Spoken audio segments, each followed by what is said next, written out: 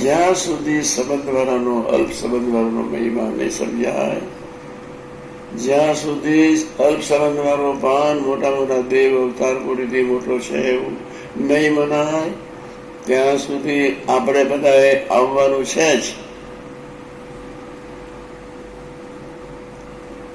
રાત્રે સુતી વખતે ને સવારે પૂજામાં 10 મિનિટ તો હું ગુનાથી છું, અક્ષર બ્રહ્મ છું, વિચારો સ્થિર થાવ.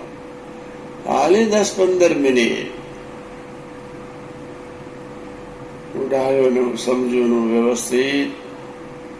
બીજાનું જોનાર ને નોંધનાર તો યમપુરીમાં જવાના છે.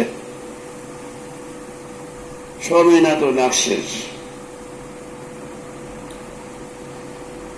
બીજાનું અયોગ્ય જોનાર, બોલનાર, સાંભળનાર, નોંધનાર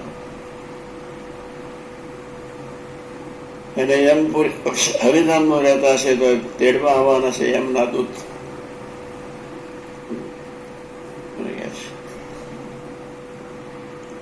ફરીથી બોલું છું, બધા કાનને કંકેરી નાખો, હું કંકેરું.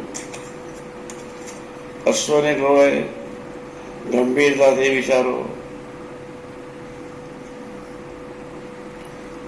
હું અક્ષર બ્રહ્મ છું, ગુનાથી છું. અક્ષર બ્રહ્મ એટલે દાસાનું દાસ, ચરણરજ.